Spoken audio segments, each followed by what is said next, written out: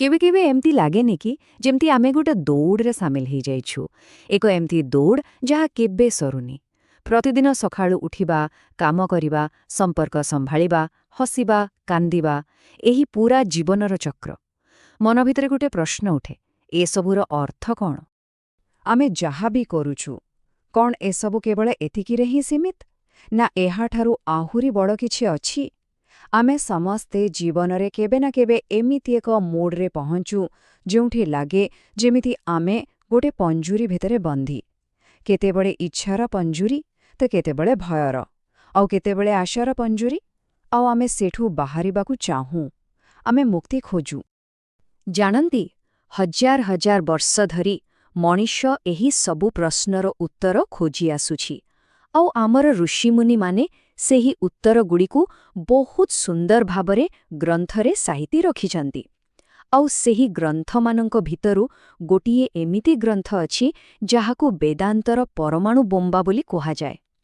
भाबिले आश्चर्य लागिब, सेथिरे मात्र 12टी मंत्र अछि, किंतु कहा जाए जे एही 12टी मंत्रर गभीरताकु बुझिगला ता पई आउ किछि जानिबा बाकी रहे नाही। तेबे आजिर आमर एही आलोचना कौनसी बाहरर ईश्वरंकु विषୟରେ नुहे। एहा आम भितरे थिबा सेही मुकु खोजिबार एक यात्रा। सेही मु जाहाकु आमे सारा जीवन अनुभव करू किंतु केबे हेले ठीकरे जानी पारुना। तेबे आसंतु आजी आमे समस्ते मिशी एही रहस्यकु भेदिबा पई एक छोट प्रयास करिबा। अच्छा, एई गभीर सत्यकु बुझिबा पई उपनिषद आमकु प्रथमे एक बहुत सरल किंतु शक्तिशाली उदाहरण देउछि। कारण एही सत्य एते सूक्ष्म जे एहाकु सीधासळख शब्दरे बुझेबा प्राय असंभव। सेथिपाई आम ऋषिमाने आमकु आम दैनन्दिन जीवनर उदाहरण देई सेही परम सत्य आड़कु इशारा करंती। ताहा हेउछि गोटिए सुना आ सेथिरु तियारी अनेक अलंकारर कथा। भाबंतु तो आपणक पाखरे गोटे सोना हार अछि, गोटे मुदी अछि आ गोटे चूड़ी अछि। ए तिनिटा जिनिसर ना अलगा, देखिबाकू अलगा आउ काम भी अलगा, किंतु ए सबु भितरे गोटिए जिनिस होउछि साधारण, ताहा हेला सोना। जदि आमे सबु अलंकारकू तरळै देबा तेबे शेषरे कौन बंचिबो? केवल सोना। ठीक सेमती वेदांत कहे जे आपण, मु, एही गच्छ, पशुपक्षी, एही संपूर्ण ब्रह्मांड आमे समस्ते ना आउ रूपरे अलगा अलगा देखा जाउछु, किंतु आम समस्तंक भितरे थिबा मूल तत्व, आमर असली सत्य ताहा गोटिए, आउ ताहा ही हेउछि शुद्ध चेतना। आपण ही सेही सोना, आउ जीवनर एही अलगा अलगा अनुभव गुड़िक केवल अलंकार भଳି। तेबे प्रश्न उठुछि, आमे सेही एक सत्यकु, सेही सोनाकु निज भितरे खोजिबा केमती? एथिपाई उपनिषद कौनसी पूजापाठ किंबा बाहरर कर्मकांड विषୟରେ कुहे नहीं, बरं एहा आम निजर दैनन्दिन जीवनकु ही एक लैबोरेटरी बा प्रयोगशाला भावरे व्यवहार करे। एहा आम चेतनार तीनोटी मुख्य अवस्था जाग्रत, स्वप्न आउ गभीर निद एहार एक वैज्ञानिक विश्लेषण करे, आउ एही तीनोटीरे पछरे थिबा सेही चतुर्थ सत्यकु इशारा करे। देखंतु, एही तीनोटी अवस्थाको आमे समस्ते प्रतिदिन अनुभव करू। जागिबा, स्वप्न देखिबा आउ गभीर निदरे सोइबा। एगुड़िको एते साधारण कथा जे आमे एहा उपरे केबे विशेष ध्यान देउना, किंतु उपनिषद कहुछि एही तीनोटी साधारण अवस्था भितरे ही मुक्तिर चाबिकाठी लुचि रहिछि। आसंतु देखिबा प्रत्येक अवस्थारे आम चेतना आउ आम परिचय केमिति बदली जाउछि। प्रथमटी हेला जाग्रत अवस्था, माने जोंथेरे आमे एबे अछु। आम आखि खोला, आमे बाहर दुनिया को देखुछु, शुणुछु, अनुभव करुछु। एही अवस्थारे आम चेतना, आमर इंद्रिय आउ मन जरियारे बाहर दुनिया सहित जोड़ी होई थाए। एही समयरे आमको लागे जे एही दुनिया ही सत्य, आउ आमर एही शरीरटा ही मु। एबे आसंतु द्वितीय अवस्थाको, जाहा हेउछि स्वप्न। जेतेबेले आमे स्वप्न देखु, मजार कथा हेउछि सेतेबेले सेही दुनिया भी ठीक एही जाग्रत अवस्था भଳି 100% वास्तविक लागे। सेठारे भी सुख दुख, भय आनंद सबुकिछि अनुभव हुए, किंतु सेही पूरा दुनिया केवल आम निज मनर सृष्टि। स्वप्नरे आपण ही कहानी लेखंती ଆପଣ ହିଁ ଅଭିନୟ କରନ୍ତି ଆଉ ଆପଣ ନିଜେ ହିଁ ଦର୍ଶକ ହୋଇ ସେହି କାହାଣୀକୁ ଦେଖନ୍ତି। ଏବେ ଆସିଲା ତୃତୀୟ ଆଉ ସବୁଠୁ ରହସ୍ୟମୟ ଅବସ୍ଥା, ସୁଷୁପ୍ତି ଅର୍ଥାତ୍ ଗଭୀର ନିଦ। ଏଠି କୌଣସି ଦୁନିଆ ନାହିଁ, ଶରୀର ନାହିଁ, ମନ ନାହିଁ, ଏପରିକି ସମୟର ବି କୌଣସି ଅନୁଭବ ନାହିଁ। ତେବେ ଆମେ କ'ଣ ସେଠି ନଥାଉ? ଯଦି ନଥାଉ, ତାହେଲେ ସକାଳୁ ଉଠି କିଏ କହେ ଯେ ଆହା ବହୁତ ଭଲ ନିଦ ହେଲା, ମୁଁ କେଉଁଠି ଥିଲି କିଛି ଜାଣିନି? ଏହି ଯେ କିଛି ଜାଣିନି ବୋଲି ଜାଣିବା, ଏହା ହିଁ ପ୍ରମାଣ କରେ ଯେ ସେଠି କେହି ଜଣେ ଥିଲା, ଯିଏ ସେହି ଶୂନ୍ୟତାକୁ ବି ଜାଣୁଥିଲା।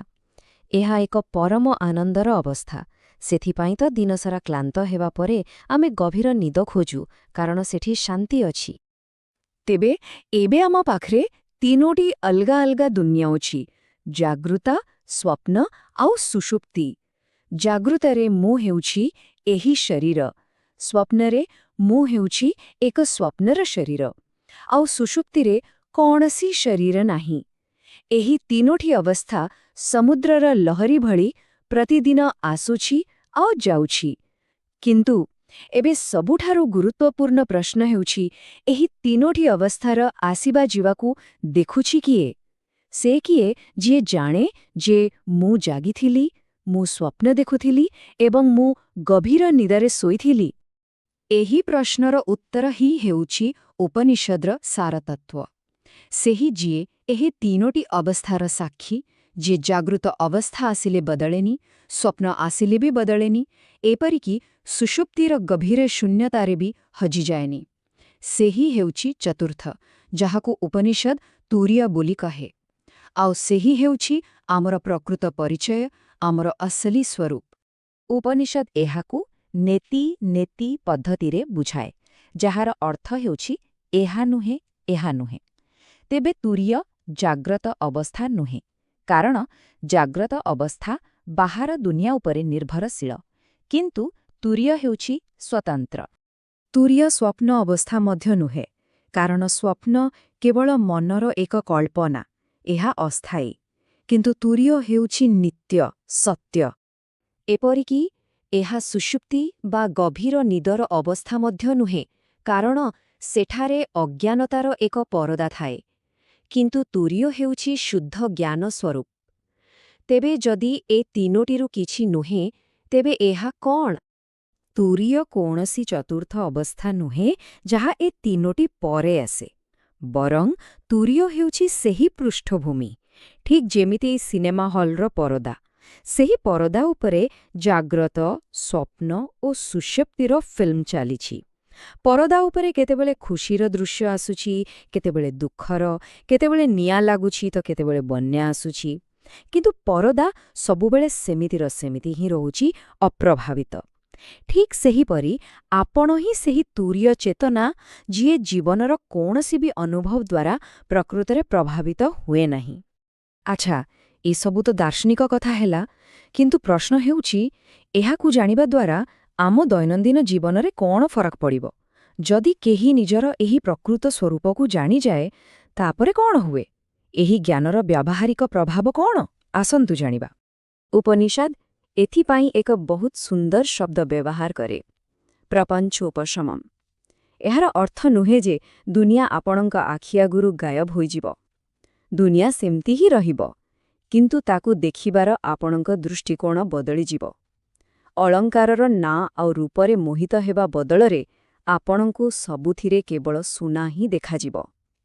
ଜୀବନର ସମସ୍ୟାଗୁଡ଼ିକ ଛୋଟ ଲାଗିବ, କାରଣ ଆପଣ ଜାଣିଯିବେ ଯେ ଆପଣ ସେହି ସମସ୍ୟାଠାରୁ ବହୁତ ବଡ଼। ଏହି ଜ୍ଞାନର ତିନୋଟି ମୁଖ୍ୟ ଫଳ ମିଳେ। ପ୍ରଥମ, ଶାନ୍ତମ୍। ଏକ ଗଭୀର, ଅତୁଟ ଶାନ୍ତି ଆପଣଙ୍କ ସ୍ୱଭାବରେ ଆସିଯାଏ, ଯାହା କୌଣସି ପରିସ୍ଥିତି ଉପରେ ନିର୍ଭର କରେ ନାହିଁ। ଦ୍ୱିତୀୟ, ଶିବମ୍। ଆପଣ ଜାଣିପାରନ୍ତି ଯେ ଆନନ୍ଦ ଆପଣଙ୍କର ନିଜସ୍ୱ ସ୍ୱରୂପ, ତାକୁ ବାହାରୁ ଖୋଜିବା ଦରକାର ନାହିଁ। ଆଉ ତୃତୀୟ, ଅଦ୍ୱୈତମ୍। ମୁଁ ଆଉ ତୁମେର ଭେଦଭାବ ମିଟିଯାଏ। ଆପଣ ଅନୁଭବ କରନ୍ତି ଯେ ଯେଉଁ ଚେତନା ମୋ ଭିତରେ ଅଛି, ସେହି ଚେତନା ହିଁ ସମସ୍ତଙ୍କ ଭିତରେ ଅଛି। ଗୌତମ ବୁଦ୍ଧ ଏକ ବହୁତ ସୁନ୍ଦର କଥା କହିଥିଲେ। ସେ କହିଥିଲେ, ମଣିଷକୁ ସବୁବେଳେ ଦୁଇଟି ତୀର ବାଜେ। ପ୍ରଥମ ତୀର ହେଉଛି ବାହାରର ଘଟଣା, ଯେମିତିକି କୌଣସି ପ୍ରିୟଜନଙ୍କର ମୃତ୍ୟୁ ହେବା କିମ୍ବା ବ୍ୟବସାୟରେ କ୍ଷତି ହେବା।